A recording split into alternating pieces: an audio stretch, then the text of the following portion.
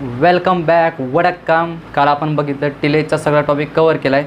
तर आज आपण सीड सोईंग किंवा प्लांट पॉप्युलेशन वगैरे हे टॉपिक आज बघणार आहोत. ॲग्रोनॉमीचा आपला विषय चालू आहे. तर सर्वांनी आम्ही आमचं काम करतो आहे, तुम्ही तुमचं काम करा. सबस्क्राईब करा, शेअर करा, सगळ्यांपर्यंत पोहोचा. तुम्हाला अजूनही आम्ही आमचं 100% देत राहू. तुमचं MCRची तयारी घेऊ आम्ही आणि तसेच आपलं ही ॲक्टिव्हिटी कंटिन्यू ठेवू. बरोबर. तर आपण वेळ न घालवता सरळ सुरुवात करू आपल्या नेक्स्ट टॉपिकला. तो आहे सीड. सीडशिवाय ना शेती ना काही. Okay. Seed is a most important for agriculture.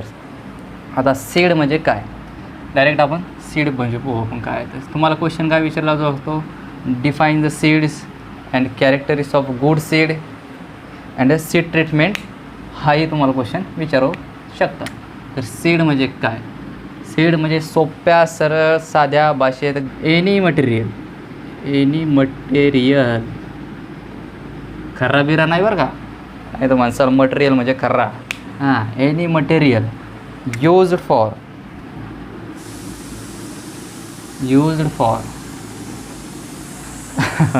नाही तर मावा बिवा सगळंच नाही, तसं काही नाही. Any material used for planting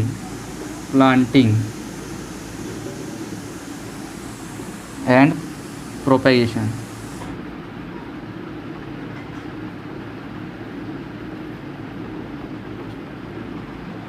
Okay. Any material used for planting and propagation, त्याला म्हणायचं सीड. काय म्हणायचं, seed. B. Any material use for planting and propagation. Planting म्हणजे झाडं लावतो आपण शेतात वगैरे, पाय तुम्ही क्रॉप घेता ना, त्यासाठी काहीतरी सीड वगैरे लागतात ना. ते मटेरियल कशासाठी, प्लांटिंगसाठी, प्रोपोगेशनसाठी. ओके, आपण त्याला म्हणायचं सीड. आता सीड ट्रीटमेंटची एक डेफिनेशन आपण बघू इथे. Seed treatment.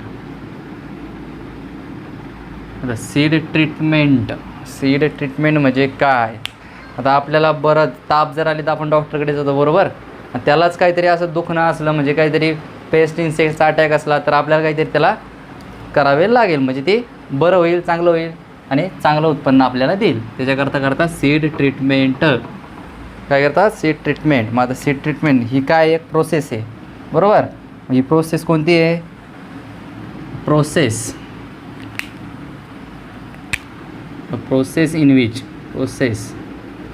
in which the seed is treated before sowing. Seed treated before sowing. काय, बिफोर सोईंग. का पेरणी झाल्यावर सीड ट्रीटमेंट करणार आहे का, नाही. कधी करायची, बिफोर सोईंग. सीड लावण्याच्या आधी, सोईंग करण्याच्या आधी, पेरणी करण्याच्या आधी आपल्याला सीड ट्रीटमेंट करायची. त्याला म्हणायचं प्रोसेस. ही प्रोसेस आहे in which seed treated before the sowing to reduce म्हणजे कमी करणे. काय, रिड्यूस हेवी लॉसेस. जड पोरांनो, हेवी लॉसेस. काय, reduce the heavy losses due to natural and unforeseen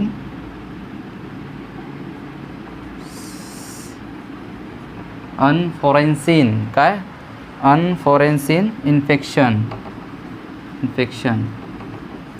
म्हणजे आता आपल्यालाही व्हायरल इन्फेक्शन होतो, कोरोना होतो, बरोबर. तसंच सीडलाही काहीतरी होतं आहे. म्हणजे process in which seed treated before the sowing. थोडं लक्षात ठेवा, before sowing to reduce the heavy losses. म्हणजे सीड आपण जर खराब सीड जर लावलं तर ते उगवणार नाही, काही नाही. मग आपल्याला दुबार पेरणीची वेळ येते, सीड खराब होतात, त्याच्यावर अटॅक करतात, बरोबर. फंगस असतात वेगवेगळे, होय. GF सारखे फंगस असतात. कसे, GF म्हणजे आता माहीत आहे ना, GF म्हणजे काय असतात. GF म्हणजे ग्रीन फंगस, असं उदाहरण देतो मी तुम्हाला. असले फंगस वगैरे असतात, असं नाही ग्रीन फंगस म्हणजे वेगवेगळे फंगसही असतात.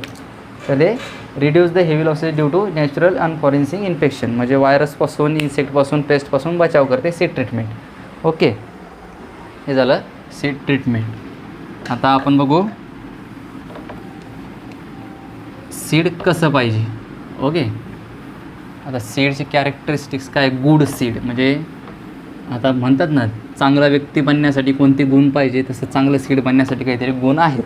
मग ते कसले गुण पाहिजेत. जेनेटिकली प्युअर, फर्स्ट गुण कोणता आहे. Genetically pure seed characteristics, characters good seed characters. काय पहिले काय पाहिजे ते जेनेटिकली प्युअर पाहिजे. प्युअर आपण म्हणतो ना झाडाचं मूळच खराब आहे तर फळं काय खराब नसणार, तशी गोष्ट आहे. जेनेटिकली प्युअर पाहिजे. म्हणजे आता आपण जो प्लांट ब्रीडर असतो तो प्लांट ब्रीडर काय करतो, वेगवेगळ्या व्हरायटीज तयार करतो क्रॉपच्या, बरोबर. त्यावेळेस काय होतं, त्यांना एवढं सांभाळून काम करावं लागतं.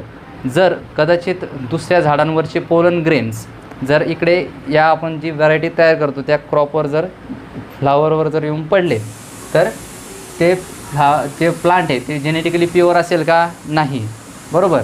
म्हणजे ते जेनेटिकली आपल्याला सीड प्युअर पाहिजे, प्लांट प्युअर पाहिजे, तेव्हा जेनेटिकली सीड ही प्युअर होईल.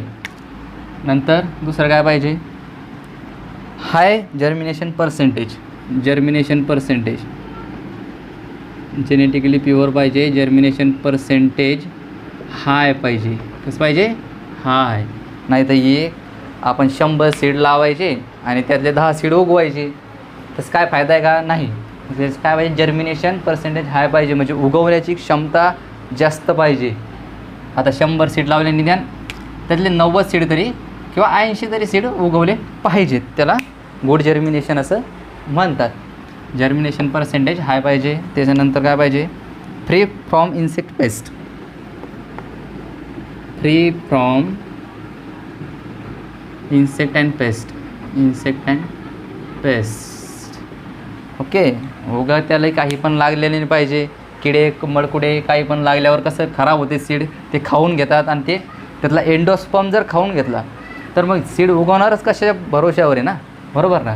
त्याच्यामुळं फ्री फ्रॉम इन्सेक्ट पेस्ट पाहिजे. त्याच्यानंतर फ्री फ्रॉम डिसिजेस, म्हणजे त्याला रोग नाही झालेले पाहिजे अगोदर कोणतेही. त्याच्यानंतर free any admixture and insect material, बरोबर आहे. ओके, म्हणजे इनर्ट मटेरियल. म्हणजे आता कसं आहे, आपण जर सीड आणले, आता ते काँग्रेस ग्रास सगळ्याला माहिती आहे, पार्थेनियम. ओके, तर ते आपण कुठून आणलेलं आहे, आपण USA वरून.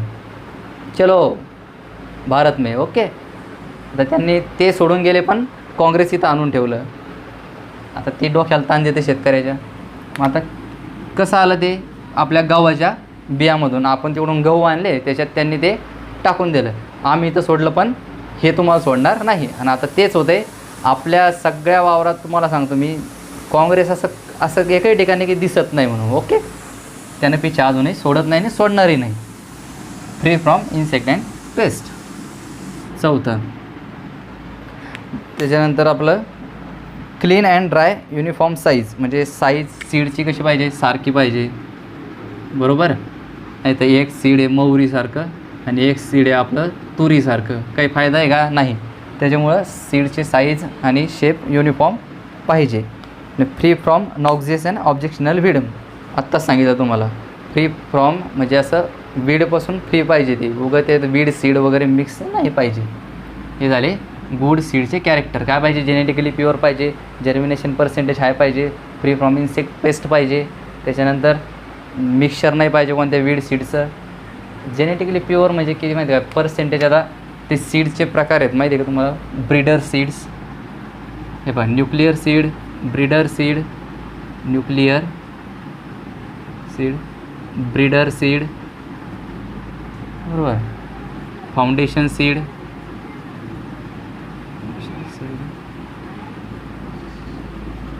Register seed.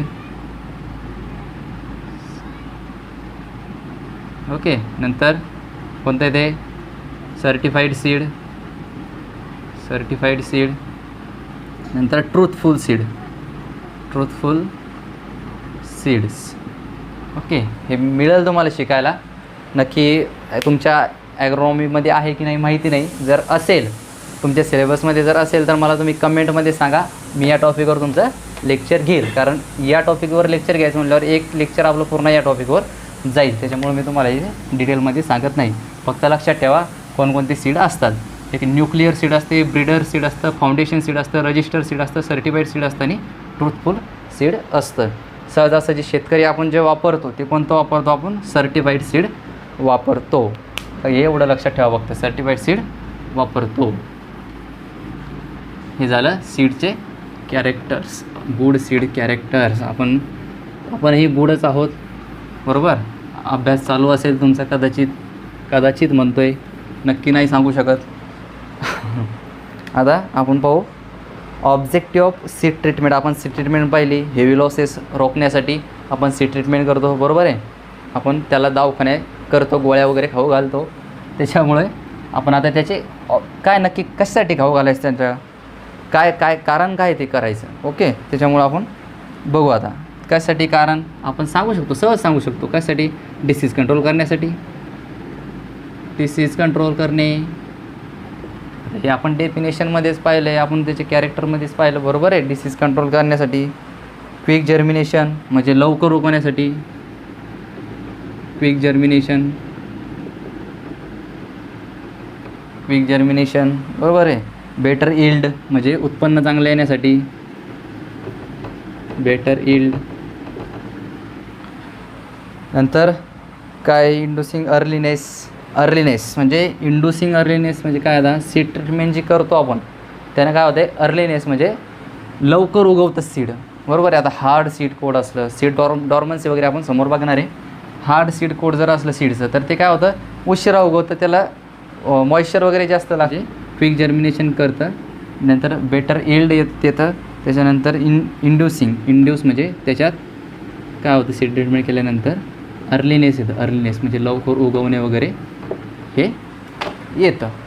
इंड्युसिंग अर्लीनेस. आता एक सीड ट्रीटमेंट केली जाते कोणती, वर्नलायझेशन म्हणतात त्याला. कोणती? इंड्युसिंग अर्लीनेसमध्ये काय होतं आहे, वर्नलायझेशन करतात.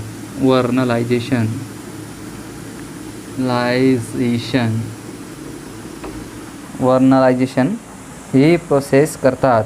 याला काय म्हणतात माहिती आहे? वर्नलायझेशनला चिलिंग ट्रीटमेंट. काय म्हणतात? Chilling treatment. लक्ष द्या बरोबर.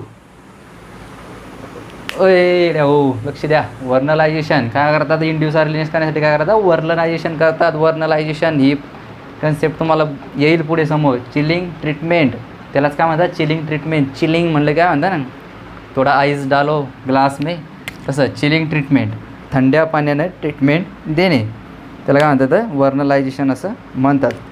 आणि ही वर्नलायझेशन टर्म कोण दिली विचारत तर नाही तुम्हाला कुठे, पण म्हणजे MCRला विचारू शकतात, इथं नाही विचारणार तुम्हाला. वर्नलायझेशन ही टर्म कोण दिली माहिती आहे का तुम्हाला? TD लायसेन्को. कोण दिली? TD लायसेन्को. TD लायसेन्को वर्नलायझेशन चिलिंग ट्रीटमेंट ही दिली कोणा? TD लायसेन्को. ठीक आहे, तुम्हाला सांगितलं आहे मी. आपल्या जवळच्या व्यक्तीचे नावं अशी सेव्ह करा म्हणजे लक्षात येतं आहे. नंतर काय येतं?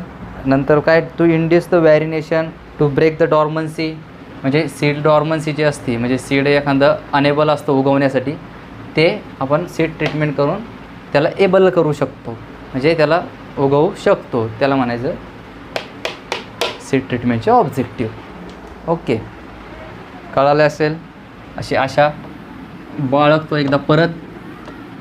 आता जर नसेल कळालं तर कमेंट सेक्शनमध्ये नक्की विचारा, कॉल करा, SMS करा, काहीही करा, पण कन्सेप्ट क्लिअर करा. कारण तुमच्या ॲग्रीवर म्हणसाल तुम्ही मला ॲग्री झाली आता नोकरी लागेल, विसरून जा.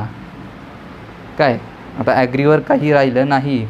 कॉम्पिटेटिव्हमध्ये उतरणे नाही तर मग MCR करणे. MCRसाठी तुम्हाला कन्सेप्ट क्लिअर पाहिजेत, बरोबर. नंतर आता एक्झाम्पल जर घेतलं आपण सीड ट्रीटमेंटचं, कसं आहे माहिती बरो, तुम्ही पेपरमध्ये लिहिताना जर जेवढे एक्झाम्पल लिहिसाल तेवढे तुम्हाला मार्क्स जास्त मिळतील. आता फॉर एक्झाम्पल आपण घेऊ, काय घ्यायचं एक्झाम्पल? बाजरा क्रॉपचं एक्झाम्पल घेऊ. मग बाजरा सीड्समध्ये कोणती सीड ट्रीटमेंट करतात? 20% ब्राईन सोल्युशन. काय 20% ब्राईन सोल्युशन. ब्राईन सोल्युशन या ब्राईन सोल्युशनलाच काय म्हणतात, कॉमन साल्ट. एक मिनटं. कॉमन साल्ट और NaCl सोल्युशन. काय कॉमन साल्ट NaCl सोल्युशन कशासाठी का करतात ही ट्रीटमेंट बाजारामध्ये, कारण हा जो एअरगॉट ऑफ बाजरा आहे, हा डिसीज एअरगॉट ऑफ बाजरा या डिसीजला थांबवण्यासाठी ही ट्रीटमेंट करतात. कोणती 20% ब्राईन सोल्युशन इन बाजरा, काय ते common sort of NaCl solution म्हणतात. एअरगॉट ऑफ बाजरा हे रोखण्यासाठी ही ट्रीटमेंट केली जाते. अशा भरपूर ट्रीटमेंट येतं. Hot water treatment, chemical treatment, आता ही केमिकल ट्रीटमेंट होती. हे अशा ट्रीटमेंट्स आहेत. त्या ट्रीटमेंट करावं लागतात आपल्या disease, pest, insects, germination, quick germination, induce earliness या गोष्टीसाठी. ओके. नंतर आता आपला पाहू हा झाला सीड आणि सीड ट्रीटमेंटचा भाग. ओके. आता सीड डॉर्मन्सी बघू आपण. काय बघायचं आता, सीड डॉर्मन्सी बघू. सीड डॉर्मन्सी आली कन्सेप्ट. हां. आता सीड डॉर्मन्सी म्हणजे काय ते म्हणतात ना, आता ते कुंभकर्ण होता त्याला तरी निदान असं जेवणाचं, आपण आता कसं आहे कुंभकर्णाला बाण टोचा, भाले टोचा उठत नव्हता, पण त्याला जेवणाचा वास आला की तो उठायचा. पण इथे कसं आहे माहिती का, इथं फेवरेबल इन्व्हायरमेंट म्हणजे सगळं देतो आपण, जेवायला खावायला सगळं देतो, वातावरण चांगलं देतो, पण हे उगवतच नाही, उठतच नाही. त्याला म्हणायचं सीड डॉर्मन्सी. सीड उगूच शकत नाही, त्याच्यात कॅपेबलच नसतं उगवण्यासाठी. मग त्याला इंग्लिशमध्ये कसं सांगता येईल, आता मराठीत तर समजलं असेल, कुंभकर्ण आपण सगळेच येतं बरोबर. Failure of fully develop and mature viable seeds.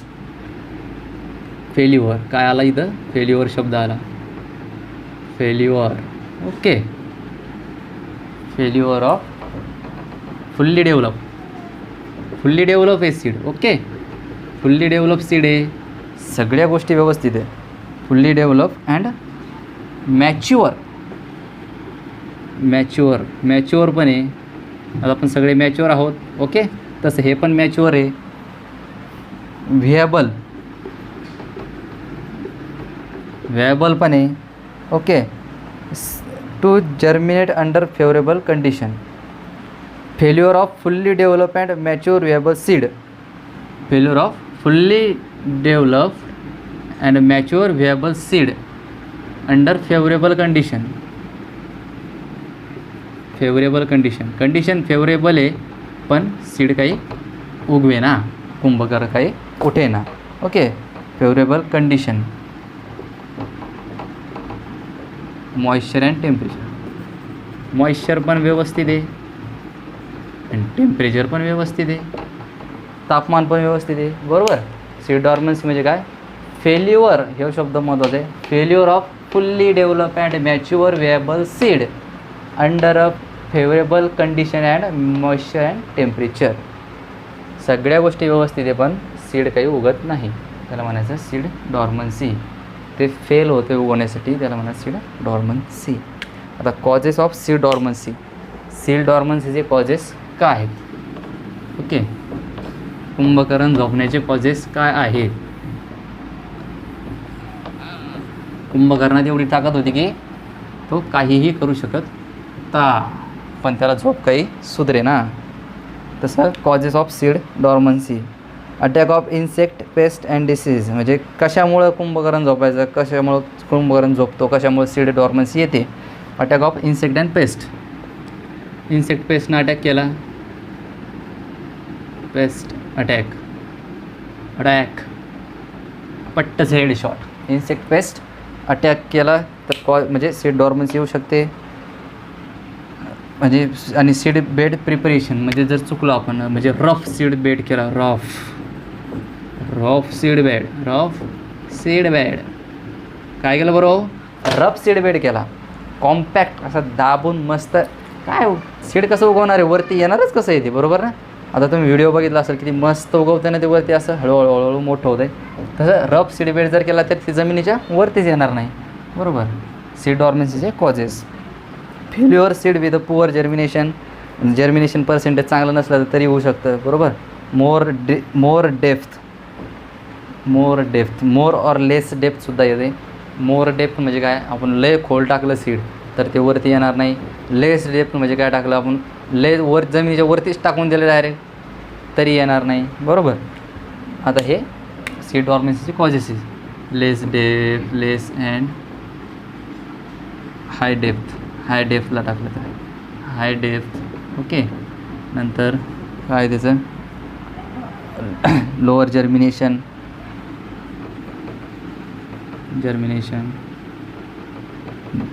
आता मॉइश्चर जर कमी झालं तरी पण, किंवा सप्लाय ऑफ ऑक्सिजन कमी झालं तरी पण, म्हणजे एअर जर हवा जर खेळती नसली जमिनीत तरीसुद्धा सीड डॉर्मन्सी येऊ शकते. सरळ मी एवढं काही लिहिण्यात टाईम जास्त जातो, पण तुम्हाला सांगतो सीड डॉर्मन्सी कशामुळे ते इन्सेक्ट पेस्टच्या अटॅकमुळे येते. रफ सीड बेडमुळे पण येऊ शकते. Less and high depth of sowing म्हणजे सोईंग आपण जर खोलवर किंवा लयच वरती गेली तरी येऊ शकते. लॉवर सीड जर्मिनेशन पर्सेंट जर कमी असलं तरी येऊ शकते. जेनेटिकली प्युअर सीड नसलं तरी येऊ शकते. हे सीड डॉर्मन्सीचे कॉजेस आहेत, बरोबर. आता सीड डॉर्मन्सी झाली आपली, बघून सांगतो. आता डॉर्मन्सीचे टाईप कोणकोणते असतात ते सांगतो मी तुम्हाला. 3 प्रकारचे सीड डॉर्मन्सी असते. सीड डॉर्मन्सी किती प्रकारची असते? 3 प्रकारची. एक induce, innate, induce and enforced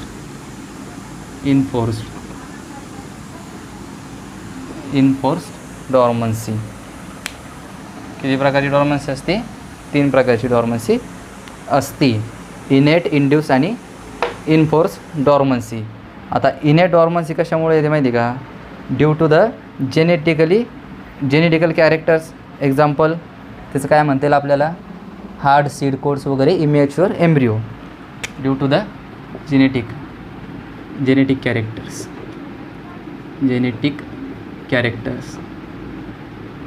आता बरोबर, जेनेटिक कॅरेक्टर्स असतात आपले, म्हणजे अनुवांशिक गुण, बरोबर. अनुवांशिक गुण म्हणतात त्याला. आता आपले गुण आपल्याला माहिती असतात, तसे त्याचे गुण आहेत. जेनेटिक कॅरेक्टर त्याचे कसे असतात? हार्ड सीड कोड असतं. हार्ड सीड कोड, बरोबर. तर हार्ड जर सीड कोड असला, कॉटनचं सीड घेतलं आपण, त्याचं सीड हार्ड असतं, बरोबर आहे. त्याला सीड ट्रीटमेंट करतात H2SO4ची. Genetic character hard seed coat, बरोबर. इनेट डॉर्मन्सी म्हणतात त्याला. त्याला काय जेनेटिक कॅरेक्टर असतं इनेट डॉर्मन्सीमध्ये. इंड्युस्ड डॉर्मन्सीमध्ये काय येतं माहिती का? Physiological changes due to the climate. Physiological changes in climate म्हणजे वातावरण जर सुटेबल नसलं तर डॉर्मन्सी येऊ शकते, बरोबर. ते सीड डॉर्मन्स नसते, पण क्लायमेटमुळे ते डॉर्मन्सी त्याच्यात येऊ शकते. त्याला माझं इंडोर डॉर्मन्सी आणि इनफोर्स्ड डॉर्मन्सी. बरोबर. इनफोर्स्ड डॉर्मन्सी म्हणजे काय? Deficient oxygen displacement of seed. म्हणजे आपण हातानं केलेली डॉर्मन्सी म्हणजे इनफोर्स्ड डॉर्मन्सी. सरळ सीड जर आपण खोलवर टाकलं तर डॉर्मन्सी येते. आपण हे बघितलं मागेच, okay. Seed dormancy due to depth. खोलवर टाकल्यानंतर सीड डॉर्मन्सी येते. 3 प्रकारची डॉर्मन्सी असते: innate, induce, enforce. Innate dormancy genetic कॅरेक्टरमुळे येते. Induce dormancy physiological change in क्लायमेटमुळे येते. Enforced dormancy seed dormancy due to the depth of sowing, त्याच्यामुळे येते. म्हणजे आपण इनफोर्स्ड शब्द समजे. इनफोर्स म्हणजे आपण त्याच्यावर फोर्स केला, आपण सरळ त्याच्यामुळं सीड डॉर्मन्सी झाली. बे पोट्टे हो, कळलं का? आता नेक्स्ट पार्ट बघू आपण, सोईंग. कोणता पार्ट बघायचा आपल्याला आता? सोईंग. हे बघा, आता टिलेज ऑपरेशन केलं, सीड बघितलं, सीडची ट्रीटमेंट केली. आता आपलं सगळं तयार झालं, बेड तयार झाले, सगळं तयार झालं. आता आपल्याला सोईंग करायची, बरोबर. आता सोईंग बघायचं आपल्याला. Define sowing and types of methods of sowing कोणकोणते येतात. आता सोईंग म्हणजे काय आहे? एक आर्ट आहे, कला आहे. हे अंदर की कला है कि अपन क्या करते, सोइंग करते उसकी सीड की, बरोबर, पेरणी करतो आपण. It is the art of placing the seed in the soil. Art of placing the seed. कोणाकोणाच्या अंगात तरी ही कला आर्ट ऑफ प्लेसिंग द, कमेंटमध्ये नक्की सांगा कोणाकोणाच्या अंगात कला येते. Okay, art of placing the seed into the soil, into the soil. To have a good germination in the field, to good germination in the field, good germination in the field, in the field. Art of placing the seed into the soil to good germination in the field. हे काहीच नाही. Art of placing the seed into the soil, एवढं जरी लक्षात ठेवलं तरी काही हरकत नाही. आता मेथड्स बघू आपण त्याच्या सोईंगच्या. मेथड्स कोणकोणत्या आहेत सोईंगच्या मेथड? कॉमनली ब्रॉडकास्टिंग, एक ब्रॉडकास्टिंग. कोणती कास्टिंग? ब्रॉडकास्टिंग. दुसरं आहे डिबलिंग.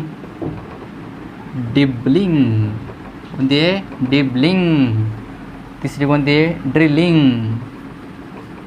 ड्रिलिंग. चौथी कोणती आहे? ट्रान्सप्लांटिंग. ट्रान्सप्लांटिंग. हे सगळे शब्द तुम्हाला नेहमी नेहमी नेहमी ऐकायला मिळणार ॲग्रीच्या डिग्रीमध्ये, बरोबर. Transplanting, seed dropping behind the plough. वरती लिहितो मी. पाचवी सीड ड्रॉपिंग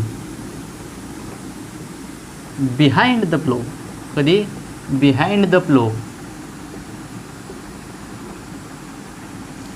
हे झाल्या.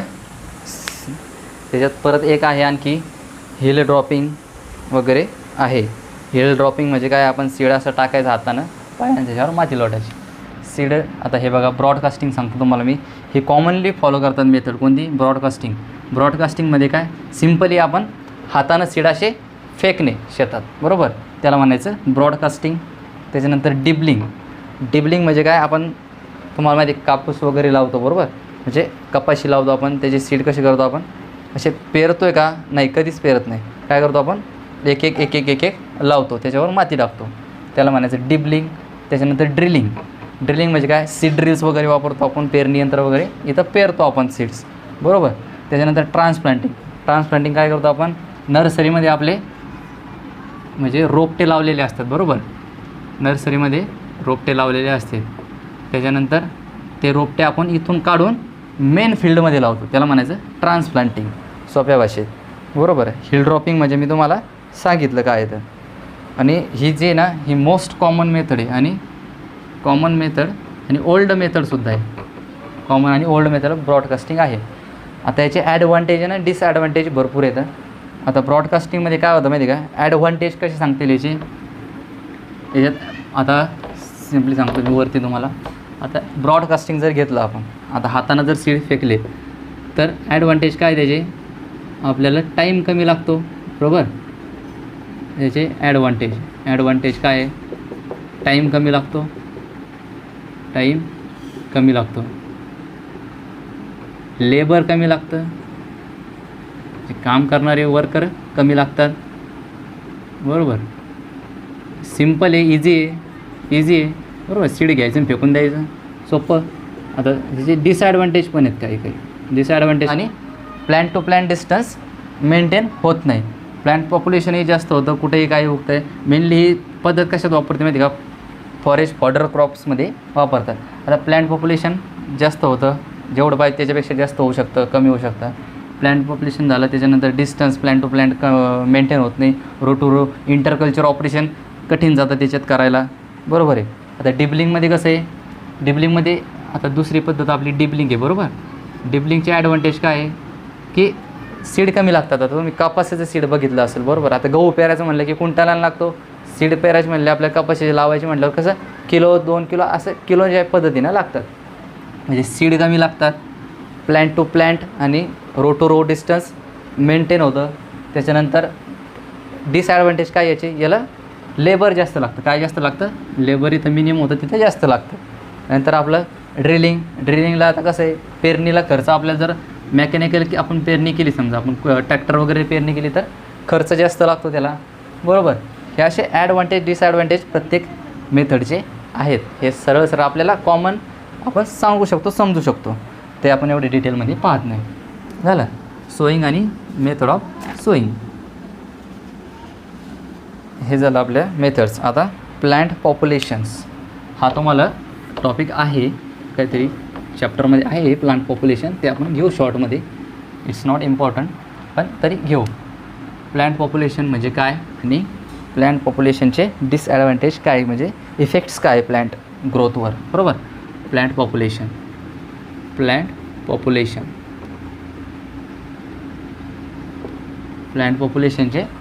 डेफिनेशन आणि effect on a plant growth. Plant population म्हणजे काय माहिती का, सरळ सरळ आता आपला हा सीड बेड आहे, ओके. आता 1 मीटर स्क्वेअरचा एरिया आहे, 1 मीटर स्क्वेअरचा एरिया आहे आपला, बरोबर. 1 मीटर स्क्वेअरमध्ये आपण प्लांट लावले, बरोबर. आता असे प्लांट लावले, जर असे row to row plant to plant distance maintain केलं तर ठीक आहे. पण जर जास्त झाले तर काय होतं माहिती का, एक तर ते कॉम्पिटिशन करतात वॉटरसाठी, मॉइश्चरसाठी, टेम्परेचरसाठी, प्रत्येक गोष्टीसाठी, फर्टिलायझरसाठी, यांच्यात कॉम्पिटिशन चालतं, बरोबर आहे. मग आता ते इफेक्ट्स आहेत त्याचे. Number of plants per unit area, number of प्लांटमध्ये या एरियामध्ये किती प्लांट बसतात त्याला म्हणायचं प्लांट पॉप्युलेशन. सोपं number of plants per unit area त्याला म्हणायचं plant population. Number of plant per unit area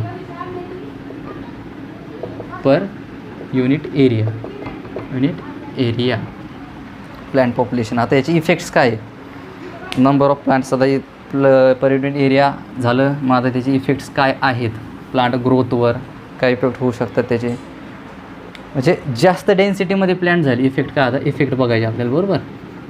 आता जास्त डेन्सिटी जर जास्त झाली, डेन्सिटी हाय जर झाली, ओके, डेन्सिटी हाय जर झाली तर काय होतं आहे, सीडलिंग म्हणजे मरून जातात. कारण काय होतं आहे, त्याच्यात कॉम्पिटिशन होतं, बरोबर. कॉम्पिटिशन फॉर मॉइश्चर, फर्टिलायझर्स वगैरे, त्याचसाठी कॉम्पिटिशन होतं डेन्सिटी जर हाय झाली तर, बरोबर आहे. त्याच्यानंतर प्लांट पॉप्युलेशन ते काय होतं, लॉजिंग म्हणजे गहू जर एकदम दाट झाला आणि वारा आला त्याला तर काय होतं माहिती का, लगेच पडतो तो गहू खाली, बरोबर. मग ते लॉजिंग होऊ शकते. लॉजिंग आपणही बघितलं वाटते अगोदर, लॉजिंग, बरोबर. लॉजिंग होते म्हणजे ते वारा आलं की लगेच प्लांट आपले कोसळून जातात खाली, त्याला म्हणायचं लॉजिंग होऊ शकते. डेन्सिटी हाय झाली तर त्याच्यात कॉम्पिटिशन होतं, झाडं मरू शकतात. त्याच्यानंतर दुसरी एक आणखी त्याचं इफेक्ट आहे, पेस्ट अँड डिसीजेसचं प्रमाण वाढू शकतं. इन्क्रीज